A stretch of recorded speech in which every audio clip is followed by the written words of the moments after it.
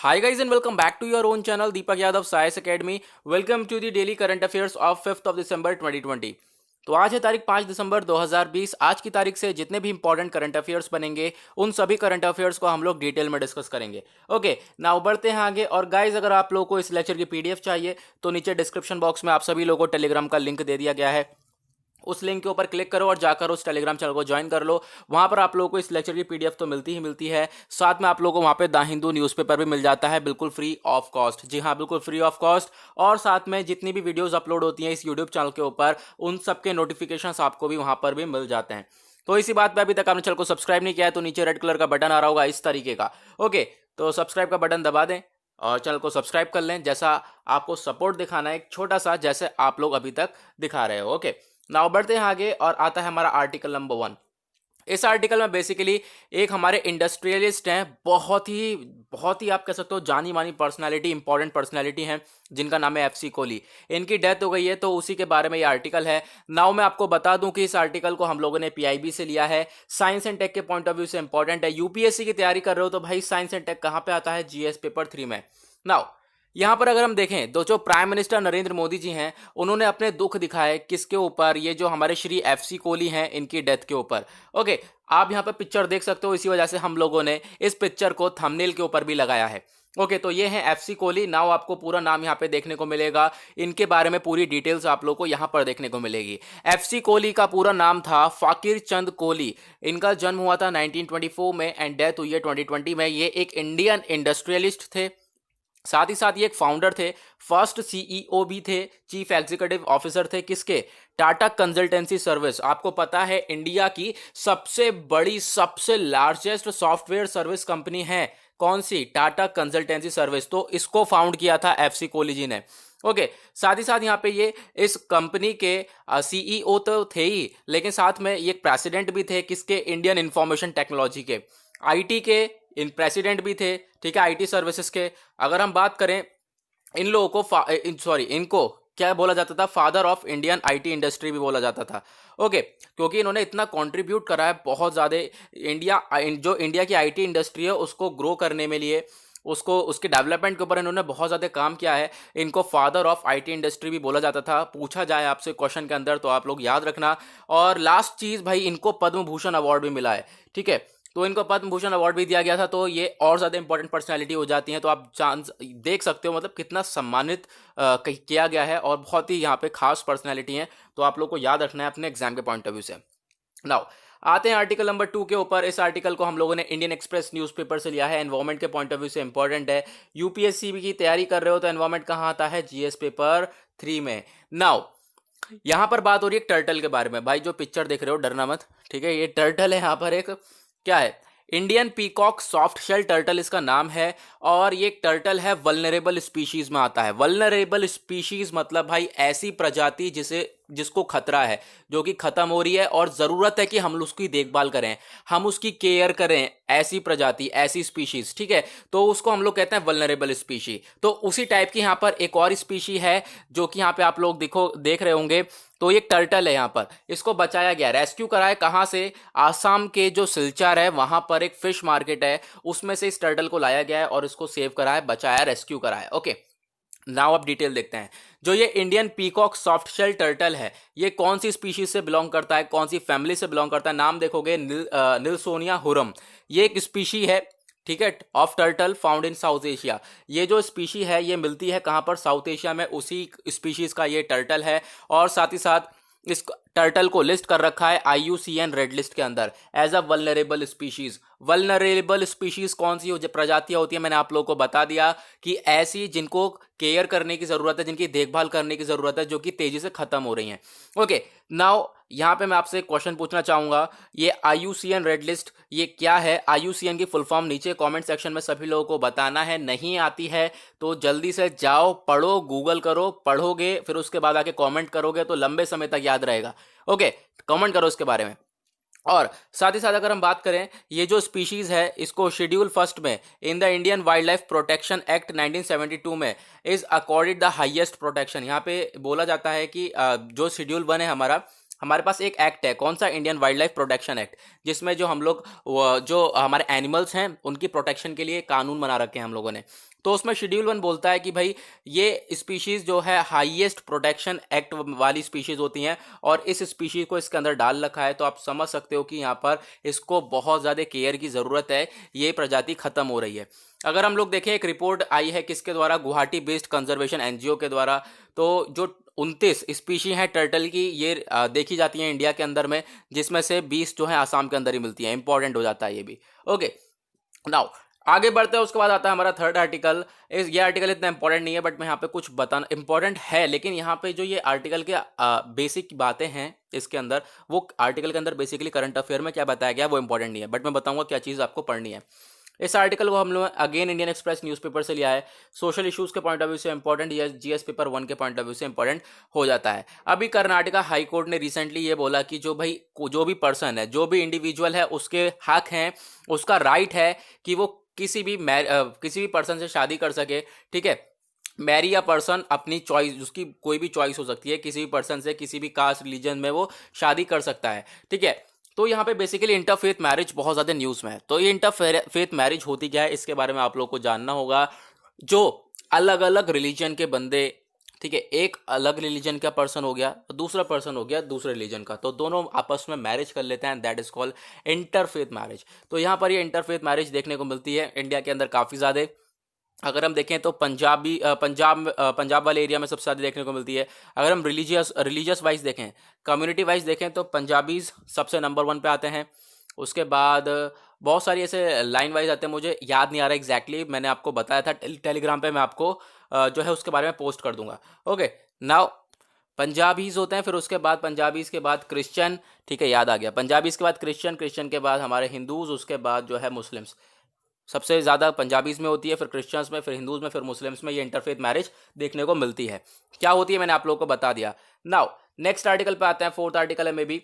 इस आर्टिकल को हम लोगों ने द हिंदू न्यूज़पेपर से लिया है, साइंस एंड टेक के पॉइंट ऑफ व्यू से इंपॉर्टेंट। साइंस एंड टेक कहाँ पे आता है, जीएस पेपर 3 के अंदर में। यहाँ पर एक रिपोर्ट लाई गई है, मोबिलिटी रिपोर्ट, किसके द्वारा, एरिक्सन। एरिक्सन एक कंपनी है, तो एरिक्सन मोबिलिटी रिपोर्ट 2020 की लाई गई। इसमें इंडिया के बारे में बताया गया कि जो इंडिया है, which has the highest average monthly mobile data traffic. आज के टाइम पर अगर देखोगे आप, तो बहुत ही ज़्यादा यहाँ पर आपके पास इंडिया के अंदर देखोगे तो सबके पास स्मार्टफोन है भाई। आज के टाइम पर सबके पास, बच्चा हो बूढ़ा हो, सबके पास स्मार्टफोन है। ठीक है, तो बात ये करी जा रही है एग्जैक्टली कि आज के टाइम पे मार्केट बहुत उठ चुका है मोबाइल का। अगर आप डेटा देखोगे, डेटा ट्रैफिक भी बहुत ज़्यादा है। ठीक है, डेटा ट्रैफिक बहुत ज़्यादा है, तो इसको लेकर बोला जा रहा है कि भाई एक्सपेक्ट ये करा जा रहा है कि 350 मिलियन 5G सब्सक्रिप्शंस हो जाएंगे 2026 तक। ठीक है, अभी 3G 4G चलता है, अब बेसिकली ये बात बोली जा रही है कि 2026 तक 350 मिलियन 5G सब्सक्रिप्शंस हो जाएंगे। तो आप समझ सकते हो कितना तेजी से जो है यहाँ पर ये मोबाइल वाला हमारा मोबाइल सेक्टर है जो कितना तेजी से ग्रो हो रहा है। साथ ही साथ अगर हम लोग देखें, according to a report by Swedish telecom equipment maker Ericsson, तो ये Swedish telecom equipment maker Ericsson की रिपोर्ट है, जिसमें यह बताया गया है इंडिया में 2026 तक क्या होने वाला है, 350 मिलियन 5G सब्सक्रिप्शंस होने वाले हैं।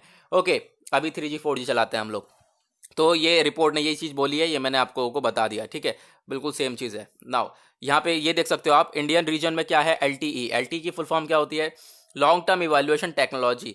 तो ये जो सब्सक्रिप्शंस है, इन्होंने फोरकास्ट किया, इन्होंने अंदाजा लगाया, इन्होंने अंदाजा क्या लगाया कि भाई 2026 तक क्या होगा, 710 मिलियन यूजर अभी हैं 2020 में, और 720 से हो जाएंगे 820 मिलियन। बिग डिफरेंस, इतना बड़ा डिफरेंस, 710 मिलियन से एकदम से 820 मिलियन हो जाएंगे 2026 में। ठीक है, और जो अभी 3G 4G इस्तेमाल हो रहा है, वो सब 5G पे आने वाले हैं। ओके, तो आप देख सकते हो बहुत तेजी से हम लोग इस सेक्टर के अंदर ग्रो हो रहे हैं। नाउ नेक्स्ट आर्टिकल आता है हमारा, इस आर्टिकल को हमने लिया है PIB से। हेल्थ के पॉइंट ऑफ व्यू से इंपॉर्टेंट है, जीएस पेपर 2 के पॉइंट ऑफ व्यू से इंपॉर्टेंट हो जाता है। निसाग ग्राम के बारे में बात हो रही है, तो मिनिस्ट्री ऑफ आयुष ने यहाँ पर ये डेवलप करा है इस निसार ग्राम कैंपस को। ठीक है, पुणे के अंदर यहाँ पे एक कैंपस खोला गया है, और वो कैंपस किस चीज़ के बारे में, नेचुरोपैथी के बारे में। नेचुरोपैथी क्या होती है आप लोगों को मालूम होगा कि कोई भी बीमारी है तो भाई कोशिश करना कि उसमें दवाई का इस्तेमाल ना करा जाए, आपकी डाइट अच्छी दी जाए, आपको एक्सरसाइज कराया जाए। ठीक है, उसके थ्रू आप डाइट अच्छी ले रहे हो, खाना अच्छा खा रहे हो, एक्सरसाइज कर रहे हो, ठीक है, तो उसके थ्रू आपकी अगर डिजीज सही हो जाती है, तो वो जो ट्रीटमेंट है उसको हम कहते हैं नेचुरोपैथी। ठीक है, दवाई वगैरह यहाँ पे कोई आप ड्रग्स वगैरह इस्तेमाल ना करो, ठीक है। तो फिर अगर आप लोग डाइट वगैरह से अपना कंट्रोल कर लेते हो डिजीज को, तो वो नेचुरोपैथी कहलाती है हमारी। तो फिर क्या है, मिनिस्ट्री ऑफ आयुष ने डेवलप करा है इसी इसी के लिए कैंपस, जिसका नाम है निसार ग्राम कैंपस। ओके, नाउ अगर हम लोग देखें तो ये कैंपस है पुणे के अंदर, इसको जो है डेवलप करा जा रहा है। और ये कहाँ पे लोकेटेड है, 15 किलोमीटर दूर है किससे, एनआईएन्स प्रेजेंट प्रेमिसेस एट बापू भवन। बापू भवन है वहां पर, उससे 15 किलोमीटर दूर है। नाउ यहाँ पे एनआईएन्स प्रेजेंट प्रेमिसेस बापू भवन के बारे में बताया गया है। एनआईएन यानी जो पुणे के अंदर ये एनआईएन है, ये एक ऑटोनमस बॉडी है जो कि आती है मिनिस्ट्री ऑफ आयुष के अंडर में। जो ये इंस्टीट्यूशन है, इसको हम लोग all India nature cure foundation भी कहते हैं। इसको सेटअप करा गया था गांधी जी के अंडर में। गांधी जी की जब लीडरशिप चलती थी 1945 में, तो इसको सेटअप करा गया था। तो उसी के बारे में यहाँ पे बताया गया है। ओके, ना आगे बढ़ते हैं। उसके बाद आते हैं हम लोग आज के लास्ट आर्टिकल के ऊपर, और इंटरेस्टिंग आर्टिकल के ऊपर, कि भाई ये हिंदुस्तान टाइम्स न्यूज़पेपर से लिया है। डिफेंस एंड सिक्योरिटी के पॉइंट ऑफ व्यू से इंपॉर्टेंट है। अगर आप लोग यूपीएससी की तैयारी कर रहे हो तो डिफेंस एंड सिक्योरिटी कहाँ पे आता है, जीएस पेपर 3 में। नाउ इस आर्टिकल में बताया गया है इंडिया के टॉप 10 पुलिस स्टेशन के बारे में। 2020 के इंडिया के टॉप 10 पुलिस स्टेशंस जिन्होंने अच्छा काम किया है। तो ministry of home affairs MHA ने ये रिलीज करी है लिस्ट टॉप 10 पुलिस स्टेशन की इंडिया के अंदर में 2020 में, जिन्होंने बहुत शानदार काम करा है। ओके, तो जो गवर्नमेंट ऑफ इंडिया है, इन्होंने बेस्ट परफॉर्मिंग पुलिस स्टेशन को सेट किया अक्रॉस दी कंट्री। हर साल यहाँ पे ये काम होता है, ठीक है। तो ताकि उसको इंसेंटिवाइज करा जा सके, उसको और ज़्यादा हम लोग हेल्प कर सकें, और ज़्यादा वो अच्छा काम कर सके। क्योंकि अच्छा काम कर रहा है वो पुलिस स्टेशन, तो उसको हम इतनी अच्छे से इंकरेज करें कि वो और ज़्यादा अच्छा काम कर सके और एक हेल्दी कॉम्पिटिशन लेके आए। क्योंकि एक पुलिस स्टेशन अगर अच्छा काम करेगा तो उसका नाम सब जगह जाना जाएगा, पूरे भारत में जानेंगे सब लोग। तो दूसरा पुलिस स्टेशन भी अच्छा काम करने की कोशिश करेगा, सोचेगा मेरा नाम भी आना चाहिए। ओके, उसके बाद जो है ये लिस्ट जो है was in accordance with prime minister Narendra Modi direction. Prime minister Narendra Modi ji के डायरेक्शन में ये पूरी की पूरी लिस्ट जाती है। अब यहाँ पर ये 10 पुलिस स्टेशन है कौन कौन से 2020 के, उसको आप लोग देख सकते हो स्क्रीन पर। सबसे पहला है नोंगपोक सेकमई, जो कि थौबल मणिपुर में है। AWPS सुरामंगलम सालेम तमिलनाडु में है। खारसंग चंगलंग अरुणाचल प्रदेश में। झिलमिल सूरजपुर छत्तीसगढ़ में। संगोएम साउथ गोवा गोवा के अंदर। Kalighat north and middle Andaman and Nicobar island में, ठीक है। उसके बाद यहाँ पे आप लोगों को देखने को मिलेगा पक्योंग ईस्ट डिस्ट्रिक्ट सिक्किम में। कांठ मुरादाबाद उत्तर प्रदेश में। खनवेल दादरा नगर हवेली में। जमीकुंता टाउन करीमनगर तेलंगाना में। तो यहाँ पे ये सारी जगह बताई गई हैं। यहाँ के पुलिस स्टेशनों ने बहुत अच्छा काम किया है और इनको इंकरेज करने के लिए इंसेंटिवाइज करेगी सरकार। ओके, लास्ट आर्टिकल हमारा ये है, ठीक है। यहाँ पर बेसिकली हनी के बारे में, शहद के बारे में बताया गया है कि भाई शहद के अंदर जो मिलावट होती है उसको लेकर यहाँ पे एक टेस्टिंग करी गई है। इस आर्टिकल को द हिंदू न्यूज़पेपर से लिया है, साइंस एंड टेक के पॉइंट ऑफ व्यू से इंपॉर्टेंट है। साइंस एंड टेक कहाँ आता है, जीएस पेपर 3 में। अगर हम बात करें, एक टेस्ट होता है कौन सा, न्यूक्लियर मैग्नेटिक रेजोनेंस टेस्ट। इस टेस्ट को करवाया गया और देखने को मिला कि भाई देखो 22 ब्रांड उठाई थी इंडियन मार्केट की, 22 हनी की शहद की ब्रांड उठाई थी। उसके अंदर से जो 17 ब्रांड है तो वो आपको चीनी पिला रही है, चीनी वाला सिरप, चीनी डाल डाल के उसको में चीनी मिला मिला के आपको पिलाया जा रहा है। ये शहद ओरिजिनल नहीं है, ठीक है। 17 ब्रांड ओरिजिनल नहीं है, डाबर वगैरह सब फेक हैं ये सब। ओके, सिर्फ तीन ब्रांड है जिन्होंने टेस्ट पास किया ये। अब टेस्ट वो 3 ब्रांड कौन कौन सी हैं जिन्होंने पास किया है, आप लोगों को देखने को मिलेगा। सफोला, मार्कफेड, सोना और नेचर्स नेक्टर, ये 3 हैं जिन्होंने सारे टेस्ट पास किए हैं। अदरवाइज जो है सारी कंपनीज फेल हो चुकी हैं इस टेस्ट के अंदर में। अगर हम बात करें ये न्यूक्लियर मैग्नेटिक रेजोनेंस टेस्ट, ये कंपोजिशन देखता है पर जो भी प्रोडक्ट, सॉरी गाइस एक मिनट, जो भी प्रोडक्ट होता है उसका एक कंपोजिशन देखा जाता है इस टेस्ट के अंदर में। ओके, एकदम से गला खराब हो गया। तो जो न्यूक्लियर मैग्नेटिक रेजोनेंस टेस्ट है, ये रिक्वायर नहीं करा जाता इंडियन लॉ के अंडर में। अगर हम देखें तो भारतीय कानून के अंडर में इस टेस्ट को कंडक्ट नहीं कराया जाता है। लेकिन जब एक्सपोर्ट वगैरह करो तो बाहर को जो बाहर है विदेश में ये टेस्टिंग वगैरह हो जाती है, जो कि ये वाली टेस्टिंग भी हुई है, ये जर्मनी के अंदर करवाई गई है।